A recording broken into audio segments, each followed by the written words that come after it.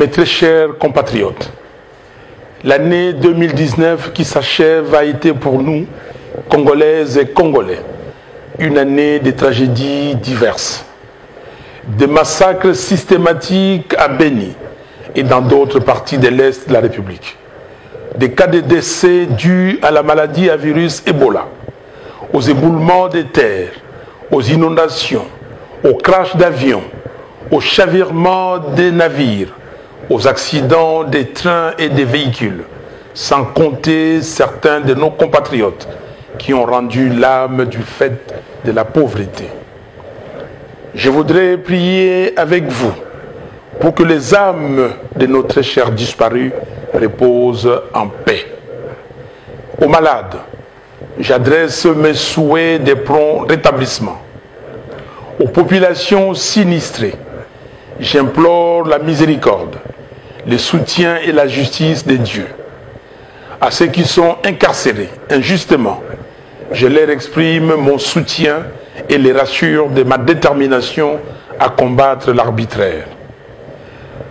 Au-delà de ce que l'année 2019 aura représenté pour chacun de nous, en termes d'épreuves, de peines ou de joie, de succès ou d'échecs, l'entrée dans une nouvelle année reste une faveur imméritée que Dieu, dans sa souveraineté, nous accorde.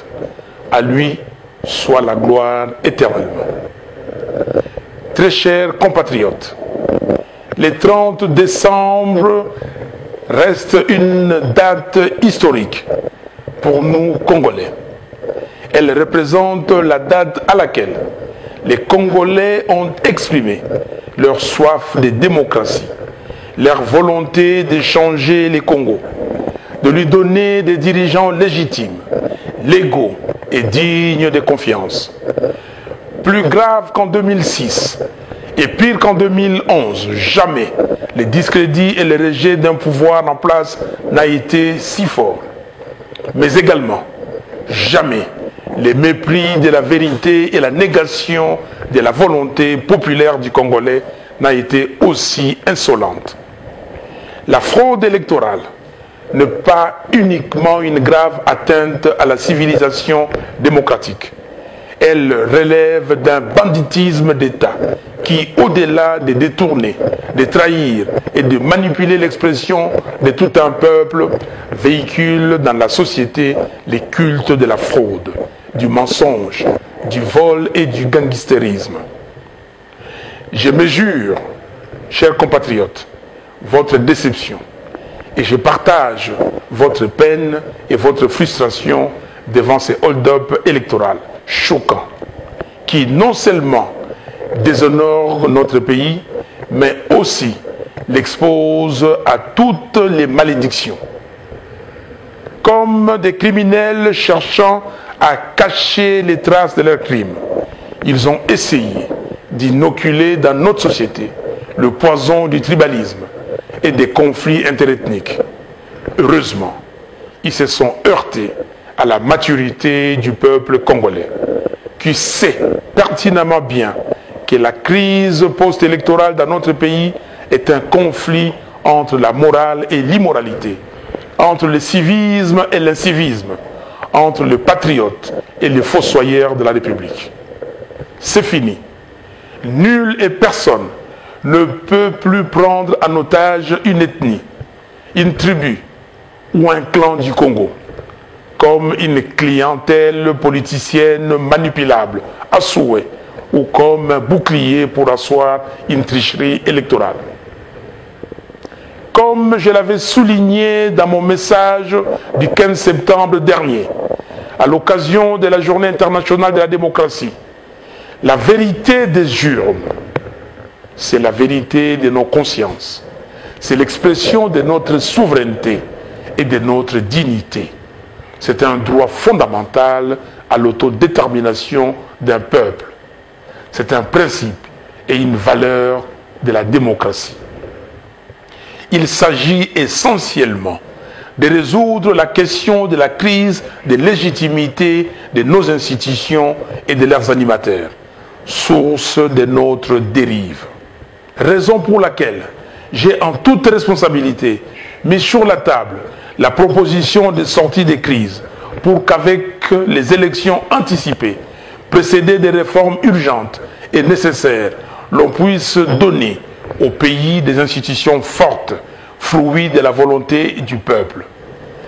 Très chers compatriotes, l'unité du Congo, la cohésion nationale, la conscience d'appartenir à une même nation et le vouloir vivre ensemble ont été forgés dans l'âme du Congolais par nos dévanciers, dont nous sommes fiers d'être des héritiers politiques.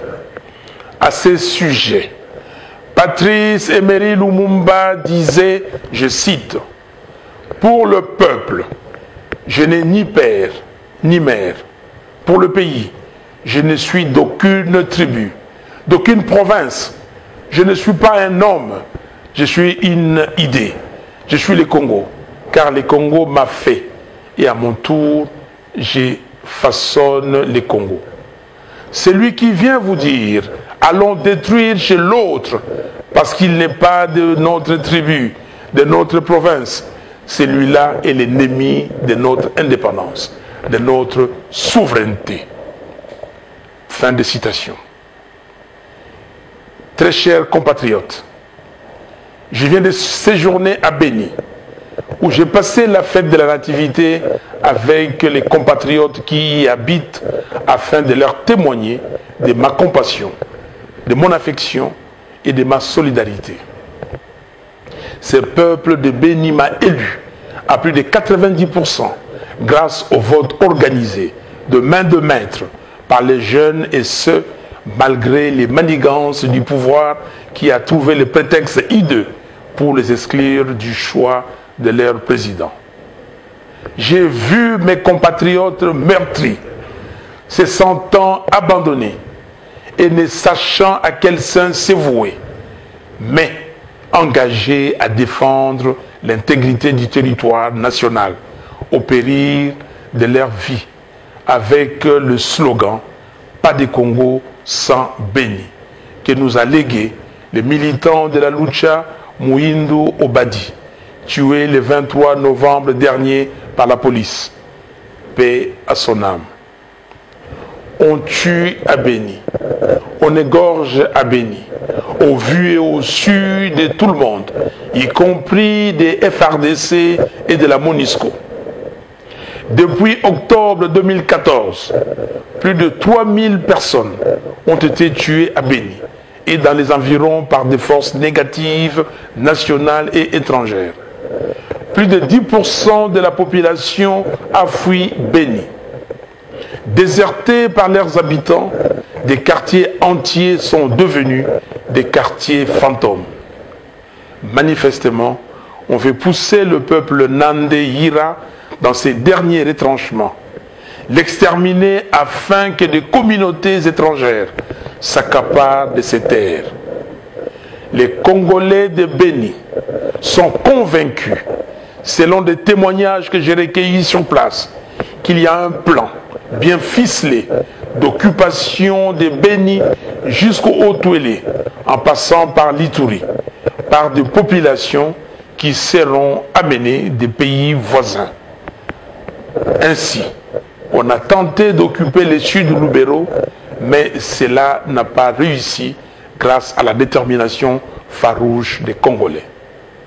Il y a effectivement un travail en profondeur qui s'est fait pour saper l'unité de la RDC. On crée des petits groupes armés dans les différentes provinces afin de les fédérer à un moment donné. On monte les communautés les unes contre les autres pour créer des zones de tension partout. Au nom de toutes les victimes de ces guerres d'agression et d'occupation qui, depuis 1998, ne cessent de martyriser les Congolais et d'affaiblir le Congo, avec plus de 8 millions de tués, plus de 6 millions de déplacés internes et plus de 3 millions de réfugiés. Je demande à M. Félix Tshisekedi Tshilombo de dire la vérité et toute la vérité sur le deal qu'il a signé avec M. Joseph Kabila. à tous les pays épris de paix et de justice, je leur demande de reconnaître le génocide du peuple Nandé Yira. Dans cet ordre d'idées, je préconise la tenue, sous l'égide des Nations Unies, d'une conférence internationale pour faire toute la lumière sur la situation de l'Est du Congo. Dans cet élan, je condamne la précipitation avec laquelle le découpage des 26 provinces a été opéré sans programmation aucune, dans le seul but inavoué de fragiliser les pays, de créer des conflits entre tribus et clans pour faciliter la balkanisation de notre patrie. Ainsi, je dénonce l'idée de la privatisation de la province de Tanganyika, dans le sens de l'ériger en principauté, qui serait un État dans un État, propriété exclusive d'une famille. Très chers compatriotes, peut-on parler de l'alternance, du changement, lorsque les animateurs de toutes les institutions de la République, du président au bourgmestre, sont nommés par un individu? Peut-on parler de l'alternance, du changement, lorsque l'on est contraint de sillonner le monde entier aux frais du trésor public pour exécuter la procuration donnée par M. Kabila, au point de défendre les auteurs de violations des droits humains sanctionnés par l'Union européenne et les États-Unis d'Amérique? Peut-on parler de l'alternance, du changement, lorsque ceux qui ont détourné 15 millions de dollars du trésor public vivent et travaillent paisiblement sans être inquiétés? Peut-on parler de l'alternance, du changement, lorsque les populations du Nord Kivu, du Sud Kivu, de Haut-Ouélé, de l'Ituri, du Nord Katanga et d'ailleurs sont chaque jour systématiquement massacrés comme par le passé? Peut-on parler de l'alternance, du changement, lorsque les tueries des Kamwina Sapu, qualifiées par certains comme un génocide et à la base de plusieurs déplacés internes et externes, demeurent un mystère pour le peuple congolais?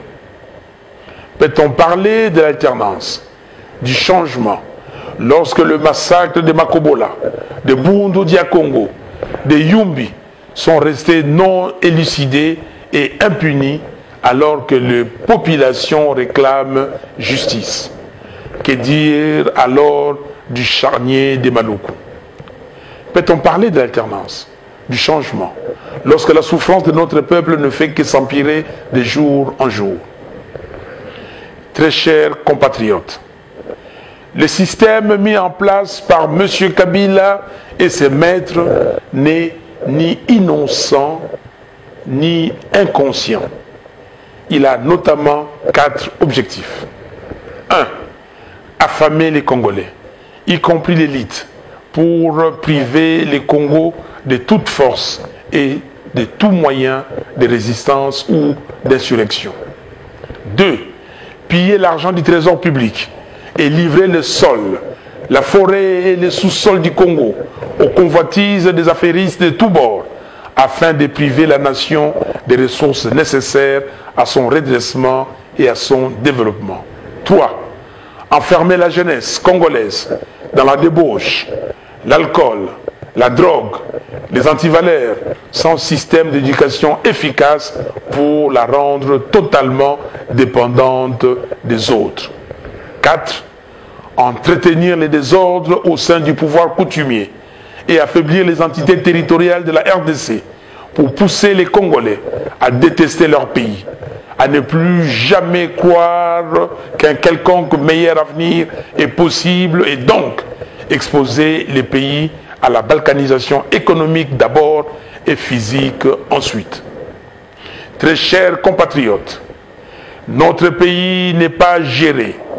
Il est livré aux méchants, aux personnes assoiffées de pouvoir et d'argent, sans vision ni valeur. Le mensonge de la gratuité de l'enseignement est un crime contre l'avenir du Congo. Certes, conformément à la Constitution, nous voulons que nos enfants et petits-enfants aillent à l'école sans rien payer. Mais nous voulons aussi un enseignement de qualité, avec des enseignants motivés, en nombre suffisant et des infrastructures adéquates. Plus de 100 élèves dans des salles de classe insalubres, avec des enseignants démotivés, certains non mécanisés et non payés.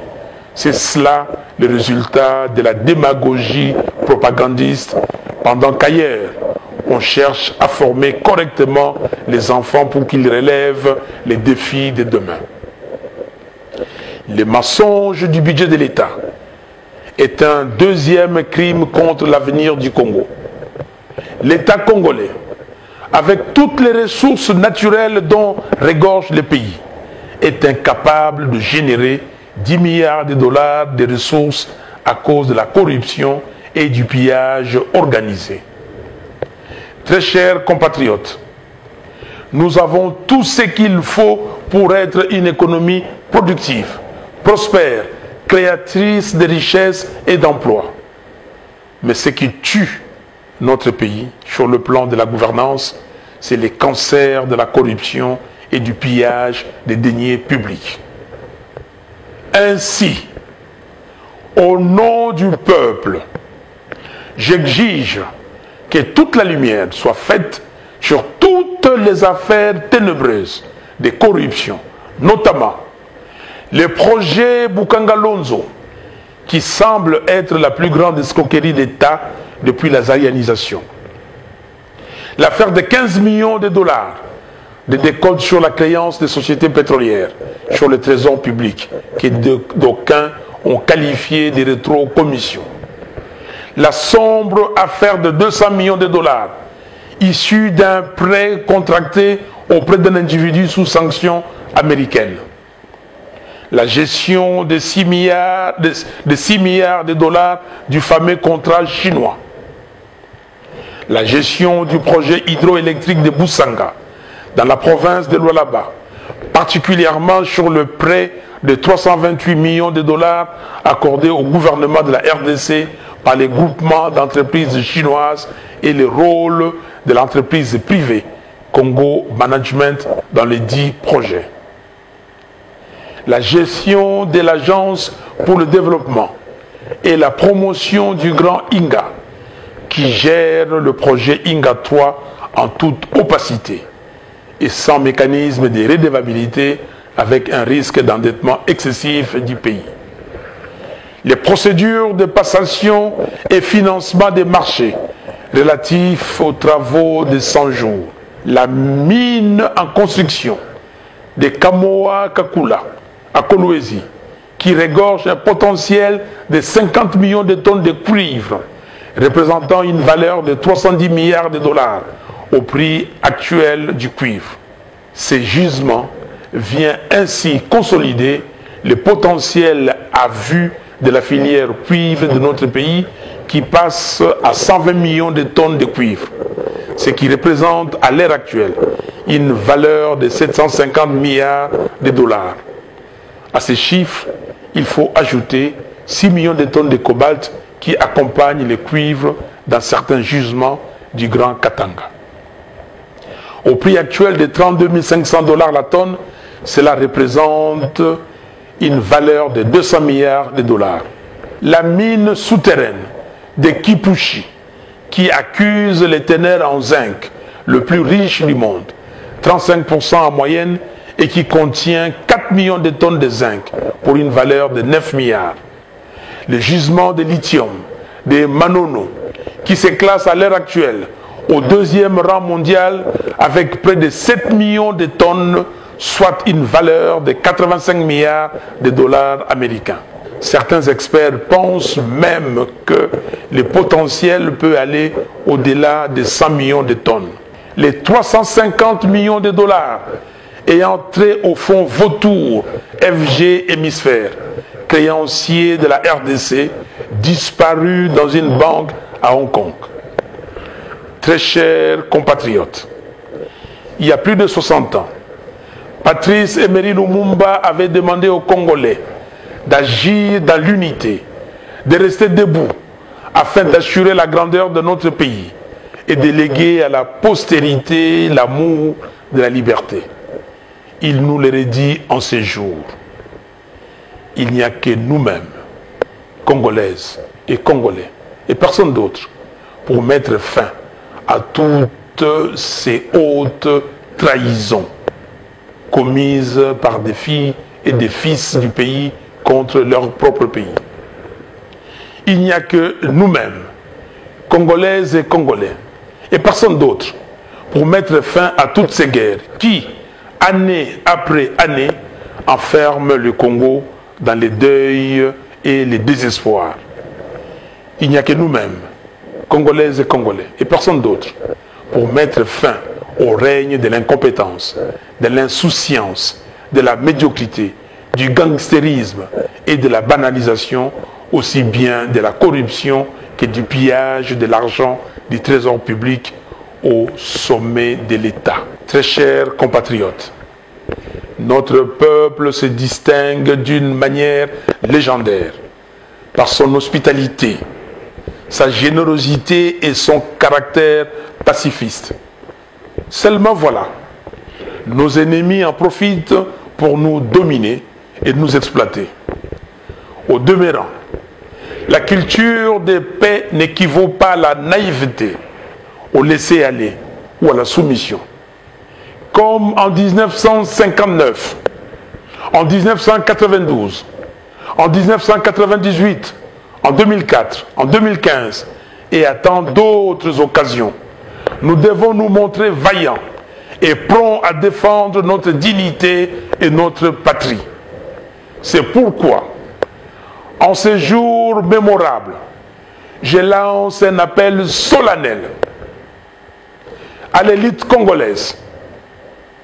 L'histoire nous renseigne que c'est grâce à leurs élites que les différentes sociétés ont connu de mutations qualitatives. Devant les réalités sociales, économiques, politiques et sécuritaires qui sont les nôtres aujourd'hui, plus que jamais, notre pays a besoin de ces enfants qui se sont élevés en connaissance. Le pays vous attend. Quittez vos zones de confort aléatoires qui vous procurent des semblants de satisfaction égoïste. Indignez-vous de la souffrance de votre peuple et du plan machiavélique contre votre pays pour vous engager résolument dans les vrais combats. Celui de défendre la patrie et de bâtir une nation digne et prospère. Faites preuve d'audace, à l'instar de notre prix Nobel de la paix, le docteur Denis Mukwege, qui vient de ressusciter les rapports mapping de l'ONU. Aux serviteurs de Dieu, je vous exhorte vous aussi à sortir de vos zones de confort et à prendre véritablement soin des enfants de Dieu, sans ambiguïté, car un berger qui n'accompagne pas ses brebis n'est pas digne de sa vocation. L'évangile de Jésus-Christ est un évangile qui annonce, dénonce et avertit. Soyez des vrais sentinelles. À la jeunesse congolaise, n'acceptez plus que l'on vous utilise comme des faire-valoir par des politiciens véreux qui vous clochardisent d'abord et vous donnent ensuite des miettes de ce qu'ils prennent dans les caisses de l'État. L'avenir vous appartient et l'État a la responsabilité de créer pour vous un environnement qui permet à chacun de vous de vivre décemment et de rêver d'une vie meilleure pour vous et d'un devenir radieux pour le pays. Défendez le pays contre les agresseurs. Aux Congolaises et Congolais de la diaspora, je vous prie d'unir vos forces, vos intelligences et vos moyens pour venir en aide aux pays en danger. À tous les Congolaises et Congolais, départissons-nous des distractions et de la légèreté dans la façon dont nous appréhendons les questions du pays. Refusons d'être instrumentalisés. L'année 2020 marquera le 60e anniversaire de l'avènement de notre pays comme nation indépendante et souveraine. La question que nous devons nous poser essentiellement est celle de savoir ce que nous avons fait de l'héritage des pères fondateurs qui avaient vaillamment répondu à l'appel de la patrie pour conduire notre nation à réaliser sa première aspiration, à savoir l'accession à la souveraineté internationale. Sommes-nous conscients qu'au-delà de notre résilience, de notre espace, que les États sont mortels? Ils peuvent en effet disparaître, se désintégrer par absence de vision ou par démission de son élite. Je demande instamment à ceux qui organisent des séminaires en vue de changer la loi foncière et permettre ainsi à certains intrus d'acquérir des terres à l'est du pays de renoncer à leurs projets macabres. Je presse M. Corneille Nangaa et la CENI de publier les résultats des élections présidentielles, législatives nationales et provinciales du 30 décembre 2018, conformément aux articles 68, 69, 70, 70 bis et 71 de la loi électorale. Ils n'ont pas d'autre choix que de se conformer. J'ai pris le président de la Cour constitutionnelle, M. Benoît Luamba, de dire la vérité, rien que la vérité sur la proclamation des résultats définitifs. À M. Félix Tshisekedi Tshilombo, je l'encourage à demander pardon au peuple congolais et à renoncer au deal qu'il a signé avec M. Kabila. Très chers compatriotes, la lutte pour la démocratisation de notre pays et de l'état de droit que nous menons ensemble depuis les années 1990, intensifiée à partir de 2015, n'est pas vaine. Elle est plutôt victorieuse, même si cette victoire n'est pas encore consolidée. Je salue tous les acteurs de la paix et les défenseurs de la démocratie pour leur engagement sans réserve à lutter pour le changement effectif du Congo. Je pense particulièrement au peuple congolais. À feu le président Étienne Tshisekedi d'heureuse mémoire, aux membres du comité laïque de coordination, CLC, aux jeunes des mouvements citoyens, la Lucha, Filimbi et autres, à l'église catholique, à l'église du Christ au Congo, à la société civile acquise au changement, ainsi qu'à mes amis et compagnons des luttes de la Mouka. J'exprime ma gratitude à nos compatriotes de la diaspora pour leur engagement et contribution inestimable aux efforts de démocratisation du pays et de solidarité nationale. Je m'incline une fois de plus, avec émotion et gravité, devant le sacrifice de nos martyrs qui sont morts pour la nation congolaise. Ils ont donné leur vie pour sauver la démocratie et sortir notre État de la tyrannie. J'ai une pensée particulière à l'endroit de tous ceux qui garderont longtemps les stigmates de la barbarie et de la dictature. Très chers compatriotes, voilà pourquoi nous devons plus que jamais réagir avec courage pour montrer au monde entier que nous sommes conscients de l'existence d'un plan machiavélique contre notre pays et nous sommes déterminés à le défendre.